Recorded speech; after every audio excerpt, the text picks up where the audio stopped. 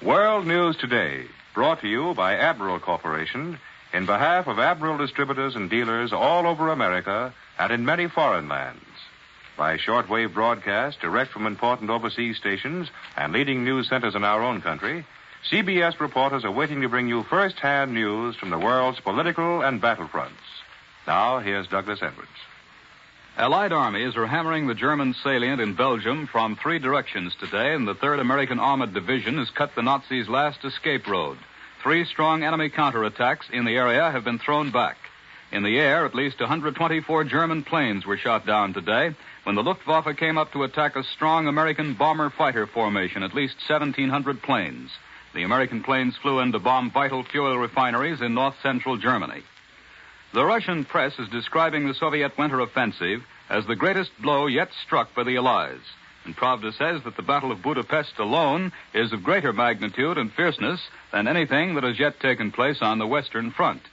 In Italy, the Germans have set up a new winter defense line, bolstered by a new division and an abundance of supplies.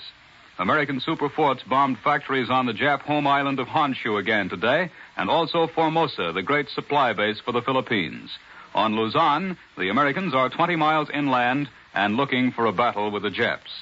And now, news radioed direct from Supreme Allied Headquarters. Admiral takes you to Paris. Charles Collingwood reporting. As the German armies continue to retreat from the Ardennes salient, American troops have moved down from the north to cut the last main road leading out from the area the Germans are evacuating.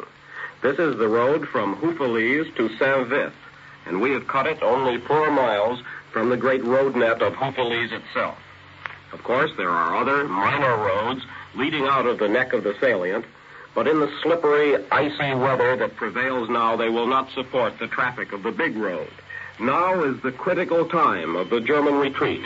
Up until now, he's been able to move out in his own good time, and we have taken little toll of his retreating forces. But now we are narrowing in upon the Germans. We have cut their one good road. And after a week of snow and fog, the weather has providentially cleared, and all the air forces on the Western Front are up. Today looks like the day the air forces have been waiting for. The reports have only just started to come in, but up until noon today, the 9th Air Force alone had destroyed 170 motor vehicles and 3 armored vehicles in the salient, and that is only the beginning. The German salient is withering like a winter's leaf, and the next few days are the ones in which we may be able to turn it to our advantage.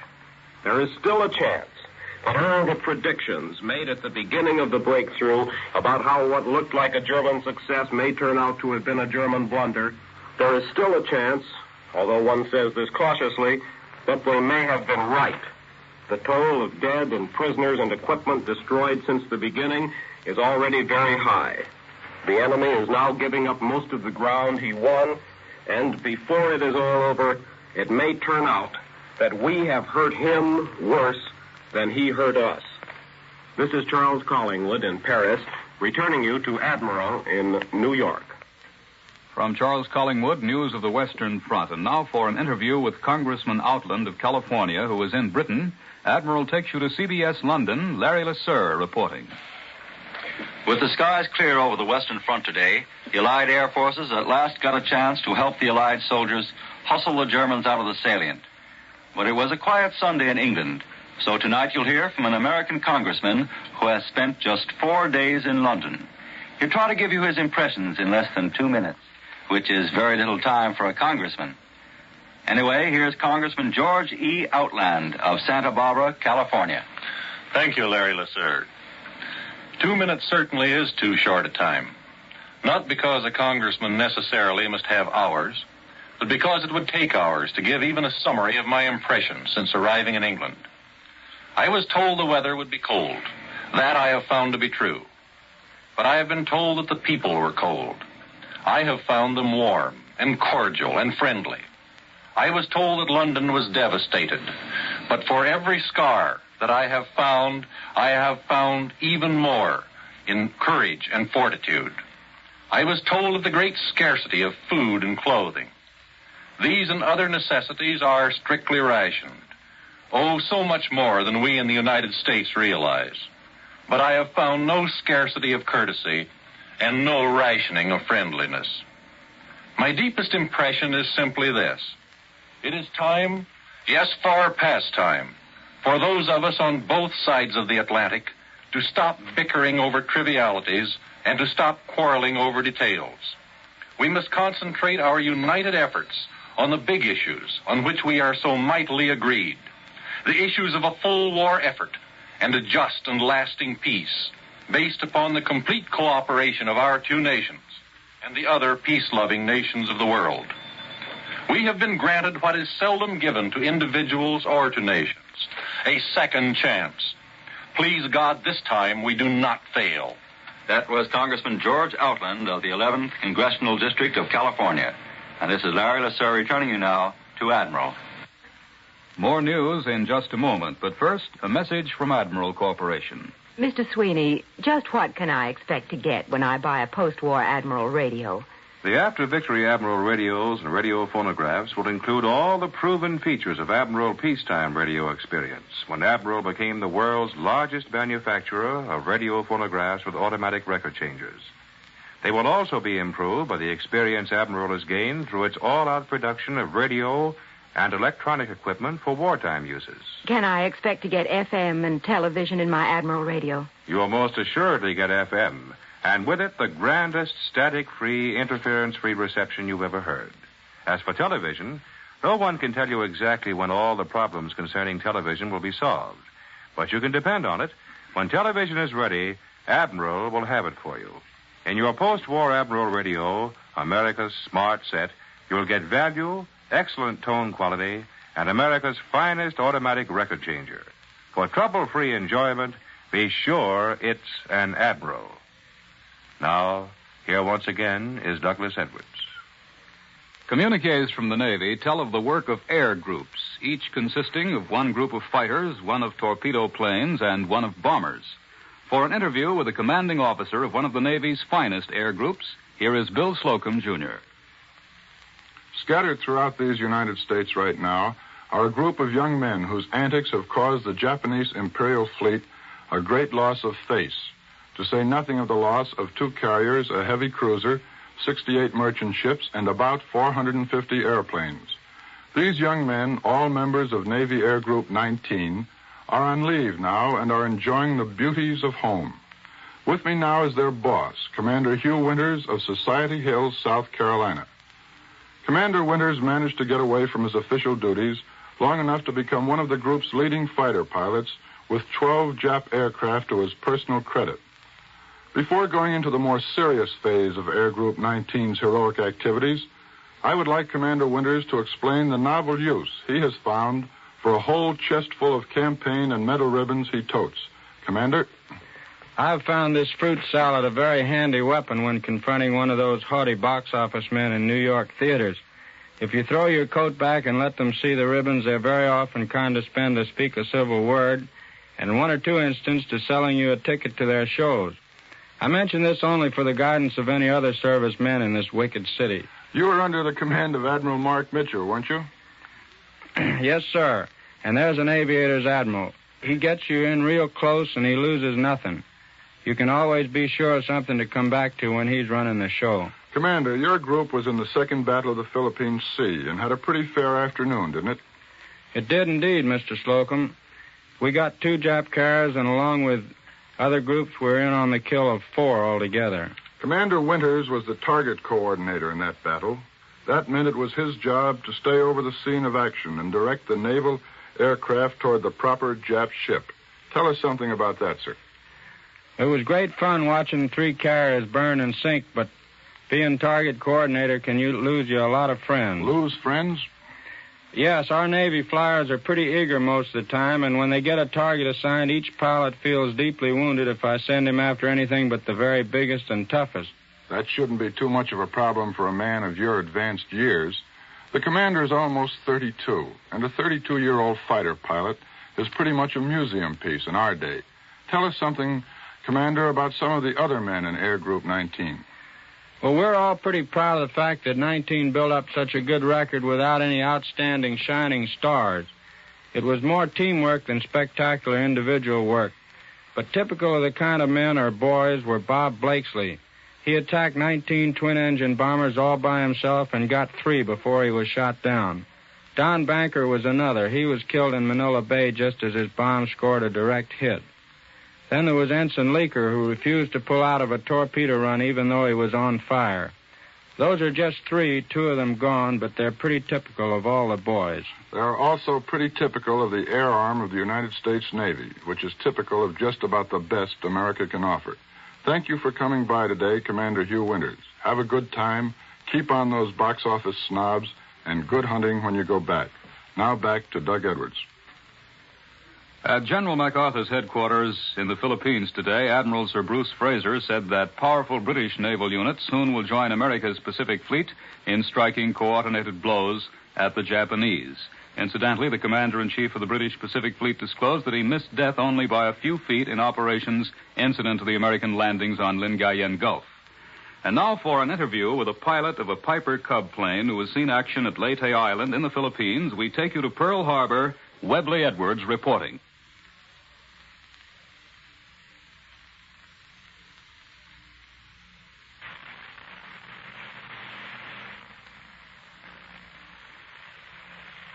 In our larger stories of the Pacific War, such as the current Philippines invasion, we often forget that every great battle is made up of hundreds of smaller battles, of which we hear little. Here is an officer convalescing from a wound in his leg made by a Jap automatic rifle, who, with his fellow officers and enlisted men, went through an action at Leyte that's worthy of a motion picture thriller. He's Second Lieutenant Robert Boone, whose father, John M. Boone, lives at Sharon Springs, Kansas. You were piloting a Piper Cub plane, Lieutenant, one of the little grasshoppers, is that right? Yes, we were Bury Airstrip, 10 miles in from the east coast of Leyte. We had 12 planes at first, but the Zeros got some and the others burned.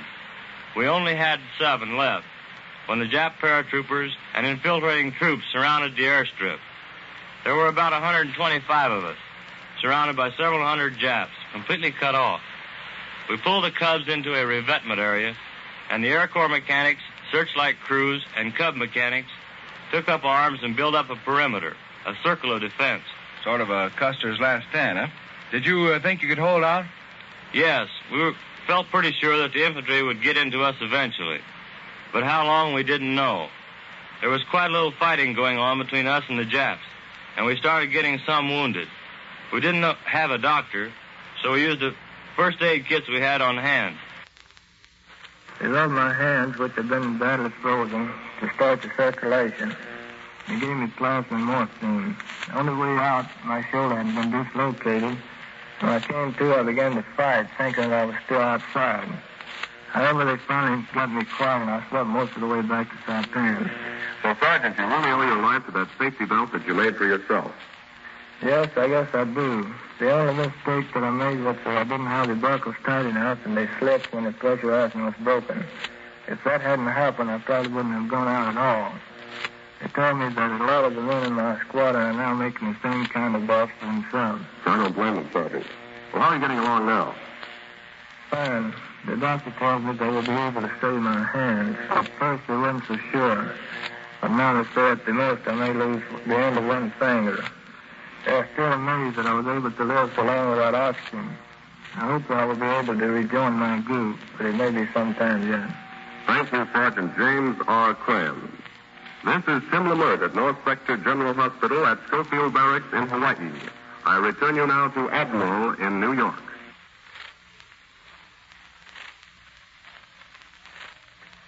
We're back in New York now, and with Allied armies moving in on Germany from east and west, the German High Command finds itself, to put it mildly, in an unenviable position. To tell you something about it, here is Columbia's military analyst, Major George Fielding Elliott. From the point of view of the German High Command, the war situation must look something like this. On the east, the 2 heavily fortified flanking positions on which the defense of the Reich initially depended, East Prussia and Upper Silesia, have been overrun. East Prussia is in Russian hands, save for a small zone around the fortress of Königsberg. This releases, for further attack westward, the best part of 2 Russian army groups. Upper Silesia has virtually all been taken by the Russians. This deprives the Reich of 30% of its synthetic oil production, and rather a higher proportion of its heavy industry in the steel and iron categories. It opens the way for a Russian assault on Breslau. In the center, between these two Russian forces, another Russian army group has surrounded Poznan and advanced to the border of Brandenburg Province, just under 100 miles from Berlin. The Germans still hold certain rail and road centers, Elbing, Graudenz, Thorn, and Poznan, which impede and delay Russian movements of heavy forces toward the frontier. But these centers are only time-gaining expedients. What is needed is more troops for the defense of the open frontiers of the Reich and the approaches to the Reich capital from the east. On the west, the time-gaining counterattack in the Ardennes has failed with heavy losses. The V weapons have damaged the Anglo-American allies, but have not prevented the gathering of powerful forces and vast amounts of supplies through the port of Antwerp. The diversion in Alsace has not produced any results worth mentioning. Now the Western Allies, having pushed up to the Rohr River all along its course, are getting ready to jump off into the Rhineland with a major offensive. Time-gaining expedients on this front have already been exhausted. What is needed is more troops for the defense of the vital industries of the Ruhr and the Saar and the approaches to the Reich capital from the west. But where are these troops to come from, either for east or west? Wishing that the 30 divisions in Italy were behind the Alps is not very helpful now. Getting them across the Lombardy plain under the hail of fire from Allied air power would be quite another matter. From Norway, from Latvia, a trickle of help may come. But the imperiled German frontiers to east and west need not a trickle of reinforcements, but a flood. Call up the 15-year-olds? That might be done, as the 16 and 17-year-olds have already been called. But the cradle can be robbed at once. Withdraw to better and shorter lines of defense? Well, a withdrawal to the Rhine in the west might gain a little time if it was suddenly done and the weather gods were kind enough to cover it. But the coordinated pressures from the two fronts continue with inexorable power. Sooner or later, the German High Command may find themselves confronted with the grim choice of which of their frontiers shall be defended at the expense of the other. Too many Germans have been killed for both to be defended indefinitely. For this reason perished the empire of Napoleon. And for this reason, more than a century later, the empire of Adolf Hitler is going down in blood and fire. Now, here again is Douglas Edwards. You've heard Columbia's military analyst, Major George Fielding Elliott. One of the War Department's top ammunition experts is standing by a CBS microphone to tell you about our Army's needs.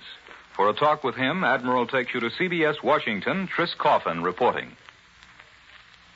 Every 2 or 3 days, the War Department gets a cable from a commander in the field asking for more ammunition, more firepower. We've asked one of the generals responsible for making good on these cables to tell us his story. He is Brigadier General Roswell E. Hardy, Chief, Ammunition Division, Industrial Service, Office of Chief of Ordnance. General, why is the need for ammunition so urgent today? There are several reasons. Our troops on the Western Front are right up against the Germans' fixed fortifications, concrete and steel pillboxes. Then, too, the Nazis are using heavier tanks, and we must have powerful explosives to knock them out. The third reason is the most important. The American Army believes in saving men wherever possible. The more firepower you have, the fewer casualties. Every time our ordnance workers at home raise their quota, they are saving the lives of GIs. General, I've heard the criticism that while you're asking for more production, some plants are still being shut down. I'm glad you brought that up. The truth is that needs for various kinds of ammunition change all the time. We start producing full blast on some particular shell, and the word comes from the front that it is obsolete. War moves very, very swiftly. We must meet the challenge of the enemy's ingenuity, of his defenses, and of his firepower. The Germans are making bigger and tougher tanks. We must have the ammunition to pierce those tanks. Do you have any other examples you could give us, General?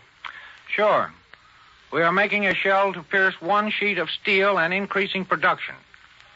At that time, American inventive genius plus necessity brought out a shell which could penetrate 3 pieces of steel. That, too, has been thrown out the window because we increased the penetrating power even more. We have now been forced to build new plants for the latest type shells. The Army didn't change its mind, it changed its ammunition. And here is another case. We started out making 100 and 250-pound bombs for the Air Force. Then we stepped it up to 500, 1,000, 2,000, 4,000 pounds and larger. At the present time, we are setting up plans to make more of the smaller weight bombs, which we stopped making months ago. Sounds contradictory, doesn't it? Well, here's the reason. The Air Force found by experience it can do more damage against certain targets with smaller bombs than it can with one big one. Now, when a plant is shutting down, it doesn't mean the war is over. It means we have improved our firepower and the need for production has shifted to another plant. I know of one case, for example, of a plant where we are shutting down one or two lines while we are building new lines at the same plant. The reason is that lines which load 20-millimeter rounds are not suitable for loading a 1,000-pound bomb. Can you tell me any of your latest type ammunition developed to meet a special need? We are now producing a special concrete piercing fuse. When it is screwed on a high-explosive shell and fired, the shell will pierce 6 feet of concrete. That was developed to smash those tough German forts in the Siegfried Line. Was there any decline in ammunition during that period when some people thought the war was about over in Europe? No, because the closer you get to the enemy, the more firepower is needed. As a matter of fact, ammunition production has increased every month for over a year. Last January, we turned out $225 million worth of ammunition. During this last December, we produced $390 million worth. And I can tell you those shells are not lying around in warehouses in this country.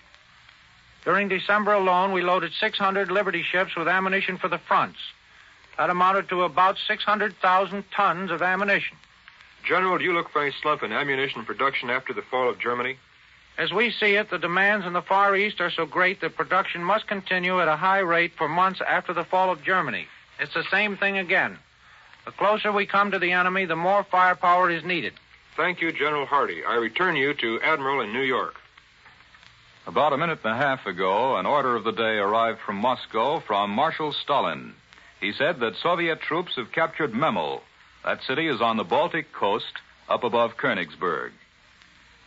Well, ground activity on the Italian front has been limited to patrolling for the 22nd straight day, but it was officially announced in Rome that large fires have been seen just behind the German Senio River winter defense line in the 8th Army area.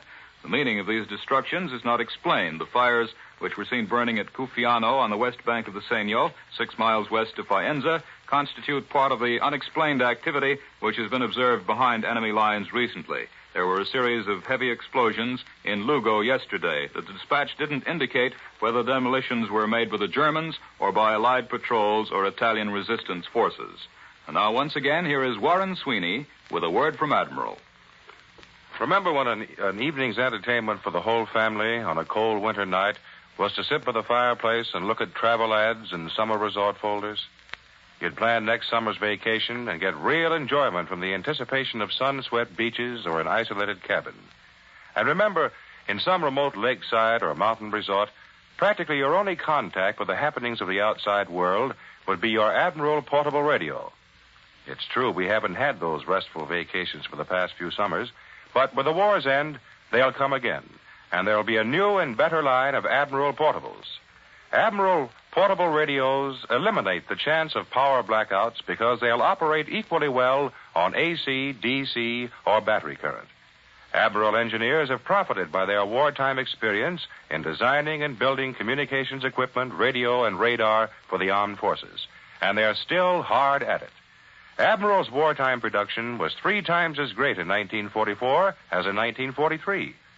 Admiral Corporation is the world's largest manufacturer of radio phonographs with automatic record changers. And you can look for some exciting new features in every model of every Admiral radio, America's smart set. I'll bet you'd give almost anything to speed the day of victory so your fighting man would come home, wouldn't you? Yes, we all would.